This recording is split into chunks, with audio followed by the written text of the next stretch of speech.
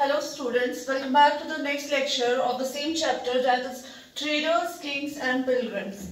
तो अभी तक हमने जितने भी टॉपिक्स कवर किए जैसे traders, then new kingdoms along the sea coast, then about the silk route, उसके बाद हमने पढ़ा अबाउट बुद्धिज्म रिलीजन, यानी बुद्धिज्म कैसे शुरू हुआ, उसको किसने कैसे फैलाया। जैसे कनिष्क रूलर थे, उन्होंने महायाना सेक्ट को ज्यादा फॉलो किया था और उसी का ज्यादा प्रीच किया था। Now next topic will be the quest of the Pilgrim. Mean जो भी पिलग्रिम्स आते थे उनने क्या रिसर्च की, उसके बारे में हमें इस टॉपिक में पढ़ना है।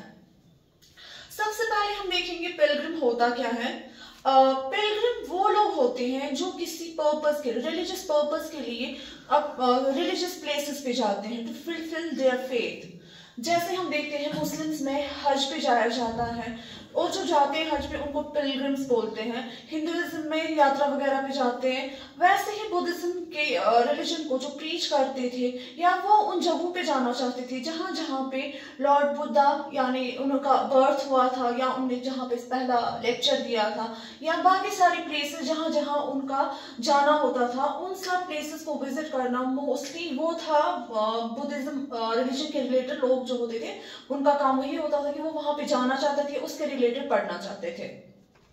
अब अगर हम इस चैप्टर की बात करें तो इसमें मेनली आपको उन 3 पर्सन्स के बारे में पढ़ना है जिनके थ्रू हमें वो अकाउंट्स मिलते हैं जो उन्होंने हमें बताया बुद्धिज्म के बारे में, यानी इस सब कॉन्टिनेंट में बुद्धिज्म रिलीजन के बारे में बताया है। मेनली 3 चाइनीज पिलग्रिम्स हैं जिनके थ्रू हमें अकाउंट मिलता है रिगार्डिंग बुद्धिज्म रिलीजन। तो वो 3 चाइनीज पिलग्रिम्स कौन थे? सबसे पहले थे Faxian, second is Xuanzang, third one is Yijing. आपको इन 3 चाइनीज पिलग्रिम्स के बारे में पढ़ना है इस चैप्टर में। तो ये जो पिलग्रिम ये डिफरेंट अलग अलग यानी अलग अलग टाइम्स पे आए थे इस सब कॉन्टिनेंट में। अगर देखा जाए फाजियन जो थे वो कब आए थे इंडिया? वो आए थे आज से 1600 साल पहले, अबाउट 1600 इयर्स एगो वो आए थे। उसके बाद यहाँ ज़ुएनज़ैंग आए थे, वो आए थे 1400 इयर्स पहले।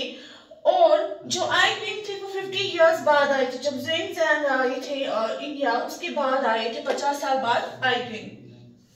फाजियान की बात करें तो वो कब आए? वो जब आए थे उनके पीरियड में तब कौन रूलर थे? चंद्रगुप्ता II। वेरस ज़ुएनज़ैंग जो थे उनके टाइम पे हर्षवर्धन थे। ये सब अब आपको नेक्स्ट चैप्टर में इन डिटेल पढ़ना है, तो अभी आपको उस बारे में फिलहाल के लिए कुछ नहीं पढ़ना है, मतलब इन रूलर्स के बारे में आप आगे पढ़ेंगे। फिलहाल आपको मेनली जो है ये 3 चाइनीज पिलग्रिम्स के बारे में पढ़ना है। तो इनका क्या काम होता था? ये जो पिलग्रिम्स आते थे इनके पास पैसे नहीं होते थे कि ये खुद से इतनी लॉन्ग डिस्टेंस ट्रैवल करके आ पाए। चाइना से यहाँ आना वो काफी ज्यादा मुश्किल होता था और इनके पास उतने सोर्सेस नहीं होते थे कि खुद से आ जाए। तो ये क्या करते थे पिलग्रिम्स? जब ट्रेडर्स आते थे वो ट्रैवल करते थे तो उनको एक कॉन्टिनेंट से हम बोल सकते हैं या एक कंट्री से दूसरी कंट्री जाते थे, तो ये क्या करते थे? ये उनको बोलते थे आप तो जा ही रहे हैं, हमें अपने साथ ले जाइए। चाहे वो ट्रेडर्स फिर कारवान थ्रू आते थे या वो क्या आते थे थ्रू सी रूट भी, इन डिफरेंट शिप्स वो आते थे। तो ये दोनों के थ्रू पहुंच जाते थे ये जो पिलग्रिम्स होते थे। अब अगर हम JNK की रेफरेंस से बात करें तो अखनूर में जो अखनूर सिटी है जम्मू की, वहां पे एक साइट मिली थी, बुद्धिस्ट मोनास्ट्री मिली थी। अम्बारन लोकेशन है, वहां पे बहुत सारी जैसे इस मोनास्ट्री में बहुत सारी चीजें मिली थी रिगार्डिंग, जैसे पॉट्स, बाउल्स, बीड्स मिले थे या हम बोल सकते बुद्धिस्ट तुपाज मिले थे। और ये जो अम्बारन है वहां का रास्ता कहाँ से जाता? मेनी हिस्टोरियंस जो थे वो सोच रहे थे कि ये एक इम्पोर्टेंट टाउन था for trading purpose from Pataliputra to the east and Takshashila in the waste.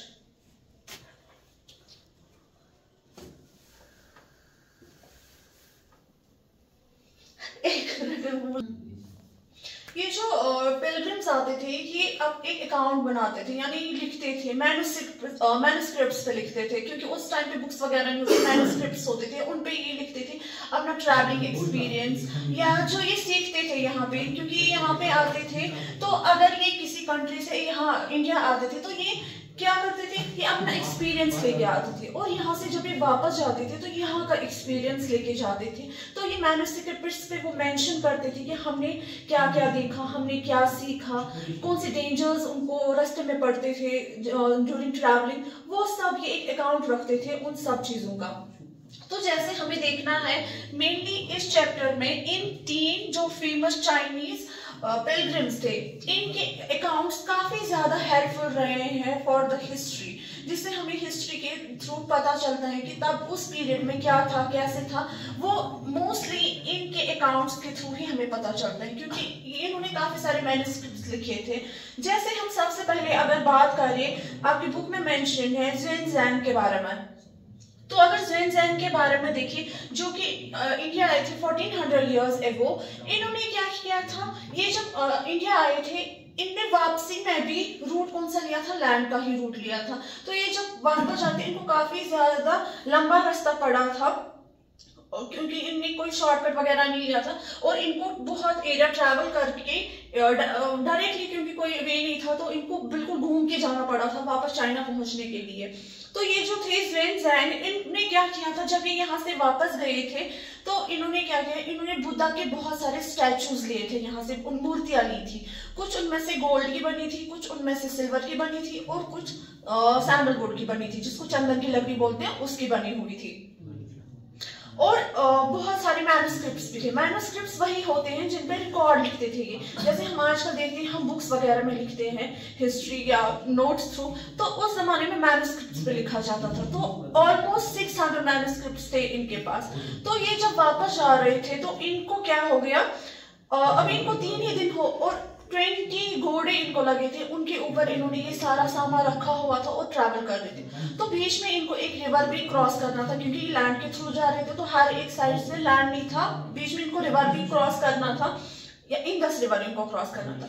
तो ये जब जा रहे थे इनके साथ क्या इंसिडेंट पेश आया, ये जब जा रहे थे तो वहां पे क्या हो गया, इनके जो बोट अभी ये शिप था, अभी इनको 3 ही दिन हो गए थे ट्रैवल करते हुए, काफी ज्यादा हैवी स्टॉर्म आ गया था और उस वजह से क्या हुआ, इनने इसके ऑलमोस्ट बहुत सारे जो मैन्युस्क्रिप्ट्स थे वो डूब गए थे। 50 इनके खो चुके थे, क्योंकि इनकी जो ये शिप थी वो इंडस रिवर में डूब गई थी। उस वजह से इनको काफी ज्यादा लॉस हुआ था और इनकी जो बाकी लाइफ थी वो इनको किसने लग गई थी कि ये जो संस्कृत में मैन्युस्क्रिप्ट्स लिखे थे वो चाइनीज लैंग्वेज में कन्वर्ट करने में। अब अगर हम देखिए फाजियान के बारे में, जो कि सबसे पहले यहाँ आए थे, इन 3 पिलग्रिम्स में सबसे पहले फाजियान ही आए थे इस सब कॉन्टिनेंट में। तो उन्होंने क्या किया था, वो लैंड के थ्रू तो आए थे, बट इन रिटर्न वो लैंड के थ्रू ही नहीं गए, वो बल्कि बे ऑफ बंगाल से गए थे वापस। तो उन्होंने क्या किया, जब वो शिप में चढ़े थे तो उनको काफी ज्यादा स्टॉर्म उनको भी रास्ते में जाते हुए आई थी, जब वो ट्रैवल कर रहे थे शिप में। तो जब स्टॉर्म आ गई थी तो उनका क्या हो गया, जो उसमें बाकी सारे ट्रैवलर्स थे शिप में, क्योंकि ये यूजुअली उन्हीं ट्रैवलर्स के शिप में ही ट्रैवल करते थे, तो इन्होंने क्या किया, क्योंकि शिप ताकि कोलैप्स ना हो, सब ये जो ट्रैवलर्स ट्रेडर्स थे उसमें वो अपना सामान फेंकने लगे थे।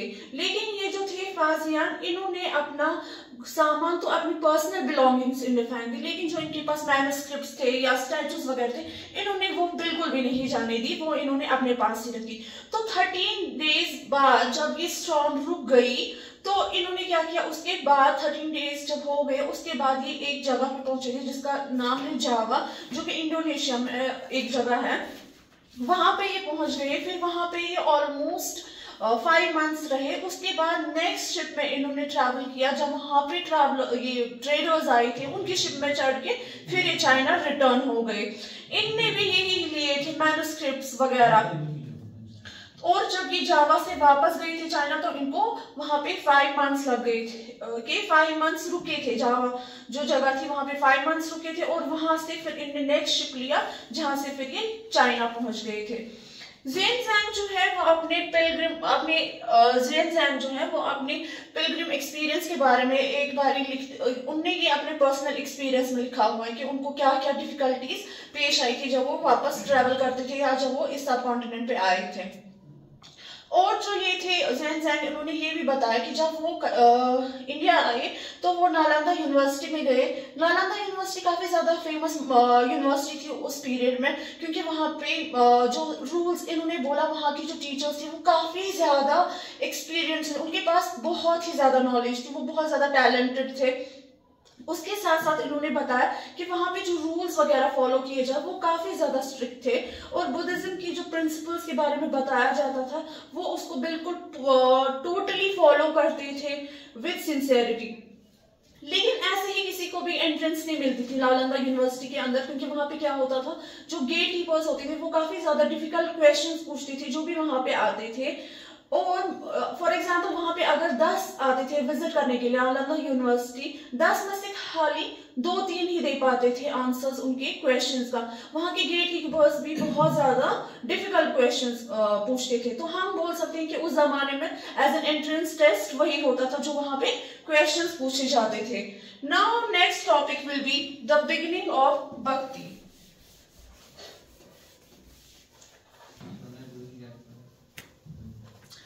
Now our last topic from the same chapter will be the beginning of bhakti. भक्ति जैसे कि वर्ड से ही हमें पता चलता मीन्स टोटली किसी की ओर डिवोटेड रहना।